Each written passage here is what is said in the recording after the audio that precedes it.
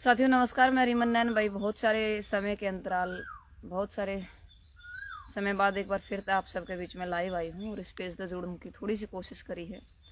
उम्मीद करूँ हूँ कि आपको वो सब रीचिंग वो यूं की यूं होगी। बीच में कुछ समय बाद कुछ मुद्दे थे जिनको लेकर के आज मैंने लाइव आने की सोची है। सबसे पहला आप डिस्क्रिप्शन में आज देख रहे होंगे। सबसे पहले तो भाई एक बयान दिया था जो हमारे यूपी महिला आयोग की सदस्य है मीना कुमारी ने। उसके बाद उसके ऊपर तड़ी एक बहुत ही मतलब यूं जद्दोजहद में एक बयान दिया गीता यादव ने। और तीसरा जो है, गीता यादव ने कहा था कि खापों की सोचें ऊपर तक कैसे पहुंच गई। और उसके बाद का एक बयान आया था सोनाली फोगाट का, मीनाक्षी लेखी का, जिसके अंदर किसानों को मवाली बताया गया था।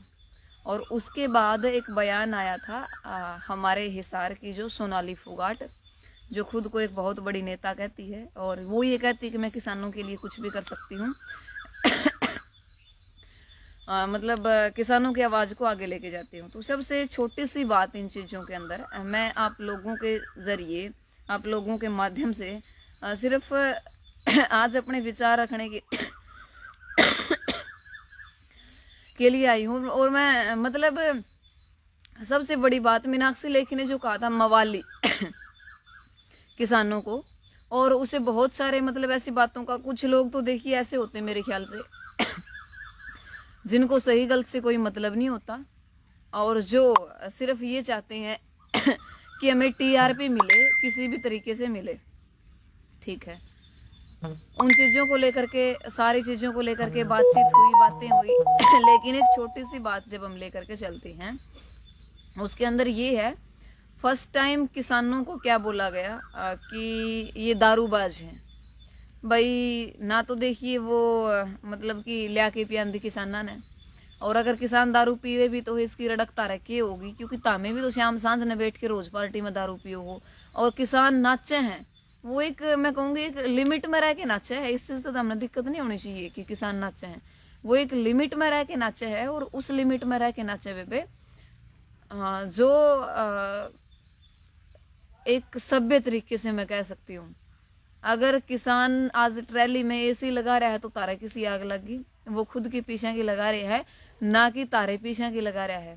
उन सारी चीज़ों पे यदि सोच के देखा ना और विचार करके देखा, कई बार तो ऐसा महसूस होगा कि अपने हरियाणा के अंदर ऐसे ऐसे लोग पैदा हो जाते हैं जिनको आगे पीछे का कुछ पता ही नहीं है। मवाली कौन होता है, इसकी परिभाषा क्या होती है? मेरे ख्याल से, मैं ज़्यादा नहीं कहती, आज मैं कल एक न्यूज़पेपर पढ़ रही थी जिसके अंदर लगभग 6-7 किसान नेताओं का कोई न कोई वो आया था, एक मतलब कॉलम आया था एक छोटा छोटा, और उसके अंदर मेरा भी एक कॉलम था द टाइम्स ऑफ इंडिया का। और बड़ा मैं मतलब ये महसूस करती हूँ कि मैं सबसे छोटी उम्र की थी उसके अंदर, और सबसे ज़्यादा मतलब मेरी एजुकेशन, ये चीज़ें देखने को मिलती है कि हम एजुकेटेड होकर के उस चीज़ के खिलाफ खड़े हैं जो गलत है, हम उस चीज़ को समझ करके उस चीज़ के खिलाफ खड़े हैं जो गलत है।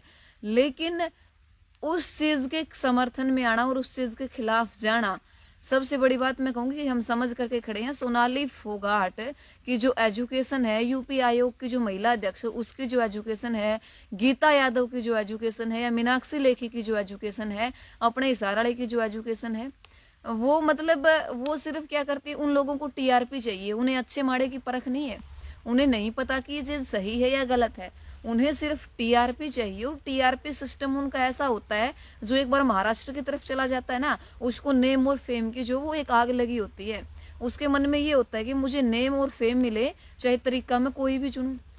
लेकिन इन लोगों को थोड़ा सा ये नहीं पता कि हम जिस चीज के लिए लगे हुए हैं और हम जिस चीज के लिए संघर्ष कर रहे हैं, आज मैं कहूँगी ज्यादा सी हवा ना दे उसने। और वो तो आदमपुर हल्का की पहले पटकी उड़ी है, उस तो फालतू के पटकांगे उसने। अरे वो इंसान तो कोई डिठोरा दिखावे, वो इंसान तो कोई घमंड और अहम करे है, जिस इंसान का कोई लेवल हो है, जिस इंसान का कोई वजूद हो है, जो इंसान मामने पहले पटक रखे है, वो इंसान भी इन चीजों का मैं कहूंगी कि न्यू कह बोला मेरे से बड़ा कोई है ही नहीं। कोई दारू, कभी दारूबाज बोलती है, तो इन चीजों को, मेंबर ऑफ स्टूडेंट यूनियन, तो भाई एक बार मैं हाथ जोड़ के विनती करूंगी आप लोग का है, आप कॉल ना करो प्लीज इसके बीच में। तो फिर वो एक अव्यवस्था हो जाए और वो को नहीं होने पाती। तो मेरा कहने का मतलब सिर्फ इतना सा है कि जब किसानों की एसी देख करके मीनाक्षी लेखी को आग लगी थी, मीनाक्षी और सोनाली फोगाट को आग लगी थी, और बेटियों की मैं कहूँगी कि एक वो देख करके तरक्की देख करके जो गीता यादव ने जो बयान दिया था, मैं एक वो क्या करे नहीं, एक बेटी होने का नाते उसका समर्थन करा कर दिया, उसने सुना कर दी।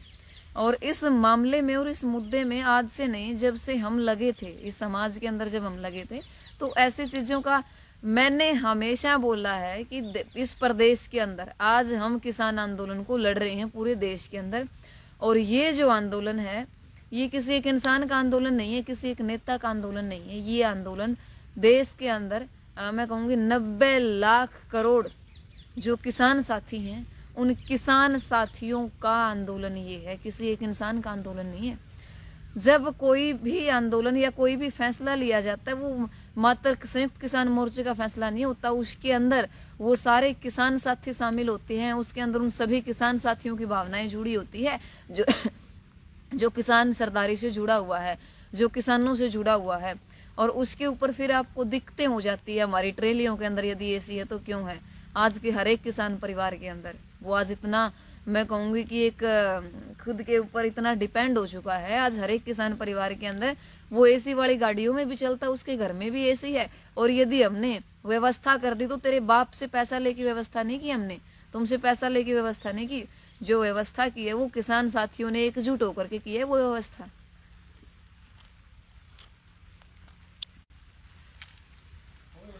नेटवर्क थोड़ा सा दिक्कत हो गया था। तो उस व्यवस्था के अंदर मैं कहना चाहूँगी बहुत लंबा संघर्ष है और बहुत ही लंबा मैं कहूँगी आप लोगों को ये देख करके जब ये लगता है ना कि किसान यदि वहाँ बैठे हैं तो उनकी व्यवस्था किस तरीके से हुई है, तो उस व्यवस्था के अंदर एक एक खून पसीने की कमाई लगा रखी, तब जाके व्यवस्था हुई है।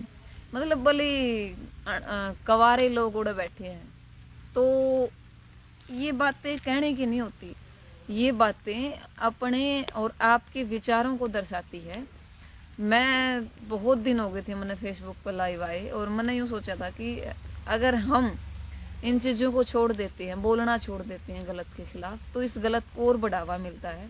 शायद यही एक कारण रहा कि आज दोबारा से जो ये सिस्टम है लाइव का, ये मेरे को स्टार्ट करना पड़ा। और उसको खास करके मेरे पास पहले ही जब 26 तारीख को हमने एक ऐलान किया था, तो उसके अंदर पहले ही घर के अंदर नज़रबंद करके रखना, और उस एक लड़की को नज़रबंद करके रखना, जो मेरे ख्याल से मैं खुद को वो मानती हूँ, बस भगवान ने इतनी ताकत जरूर दी कि हम गलत के खिलाफ बोल सकते हैं।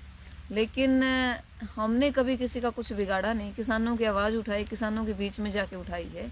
और इन चीज़ों से यदि दिक्कतें होती है, इतनी बेहूदी लैंग्वेज यदि वो बोलती है, तो मैं तो अपनी जुबान को मैं कहूँगी बार बार उन चीज़ों को लेकर के गंदा नहीं करना चाहती, और ना ही मैं ज़्यादा से उन चीज़ों पर बोलना चाहती।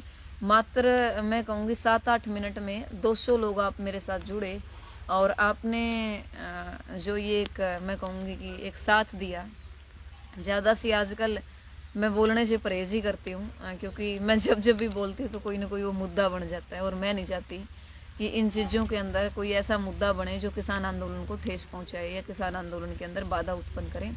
दूसरी बात, इंसान की पहचान जो होती है उसके विचारों से होती है, और यदि इंसान के जो विचार हैं वो मतलब अच्छे हैं, इंसान जो सोचता है वो सकारात्मक दिशा में सोचता है, इंसान किसी को गिराने की बजाय किसी को उठाने की हिम्मत रखता है, और यदि इन विचारों को लेकर के आगे बढ़ता है, अन्याय के खिलाफ बोलता है, सबसे बड़ी बात तो हमारा तो सफ़र आज से नहीं 2013 से शुरू हुआ था, जब हम मतलब मैं कहूँगी कि एक ऐसे द्वंद्व के अंदर फंसे थे एक कविता के जरिए जिसके ऊपर आवाज़ उठी थी। और उस दिन लोगों ने ये कहा था कि रिमन, अगर कलम आपको दुविधा में डाल सकती है तो लिखना छोड़ दो। तो हमारा सिर्फ एक ही जवाब था कि यदि हमने लिखना शुरू किया और गलत के खिलाफ लिखना शुरू किया है, और वो एक मैं कहूँगी कि एक मुद्दे का एक मुद्दा बनता है, तो इसका मतलब हमारे देश में तो विद्यार्थी गणेश शंकर ऐसे हुए हैं जो 40-42 मुकदमों का सामना करके भी समाज के लिए लिखते रहे हैं। हमारे देश के अंदर प्रेमचंद जी ऐसे हुए हैं जिनके उपन्यास तक जब्त कर लिए गए थे, जिनको मतलब कि उस मुद्दों को उठाया गया था तो उनको जान से मार देने तक की धमकी मिली थी, लेकिन फिर भी उनकी कलम बंद नहीं हुई थी। इन चीज़ों के अंदर यही एक मैं कहूँगी कि थोड़ा सा फ़र्क है। जिसका ज़मीर ज़िंदा है वो आज भी किसानों के साथ खड़ा है, और जिसका ज़मीर मर चुका है आज वो घर में बैठा है। और उस मरे हुए ज़मीर का हमारे पास कोई भी इलाज नहीं है और हमें करना भी नहीं चाहिए। हम सिर्फ सुधारने की कोशिश कर सकते हैं। और मैं तो खास करके मीडिया वाले भाइयों को भी कहना चाहूँगी, भाई क्यों उसकी बातों को इतना आप हाईलाइट करते हो। उसको तो हमने इलेक्शन 2019 के अंदर ही एक ऐसी बैक कर दिया था कि भाई तू इस समाज के लायक नहीं है, तू विधानसभा में बैठने के लायक नहीं है, और फिर भी बार बार उसी का मुद्दा उठाया जा रहा है। तो किसी की मैं कहूँगी कि नज़रिया बदलो नज़ारे बदल जाएंगे, कश्ती बदलो किनारे बदल जाएंगे, और सृष्टि बदलने से कुछ नहीं होता मेरे दोस्त। दृष्टि बदल, सृष्टि अपने आप बदल जाएगी।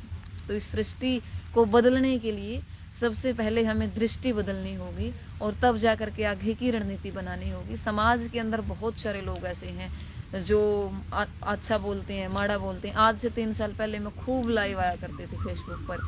किसान आंदोलन के दौरान मेरा पेज भी बैन हुआ, 3 मिलियन लोग जिससे जुड़े हुए थे। खूब लाइव भी आती थी, आप जैसे साथी साथ भी देते थे, देखते भी थे। लेकिन लाइव से मन तब उतरा जब इस फेसबुक के ऊपर ऐसे ऐसे लोग आकर के एक भाषण देने लग जाते हैं जिन पर करण धरण में कुछ नहीं है। फॉर एग्जाम्पल सोनाली फोगाट बोलती है, गीता यादव बोलती है, मीनाक्षी लेखी जो बयान देती है, या फिर मतलब वो एक चलता रहता है उस चीज़ों को लेकर के। लेकिन फिर भी आज हमें जो फोकस करना है, आज हमें जो ध्यान देना है वो किसानों पर देना है कि किस तरीके से हम किसानों की आवाज़ को उठा सकते हैं, किस तरीके से किसानों की आवाज़ बन सकते हैं, और उस आवाज़ को किस तरीके से ऊपर तक ले जा सकते हैं।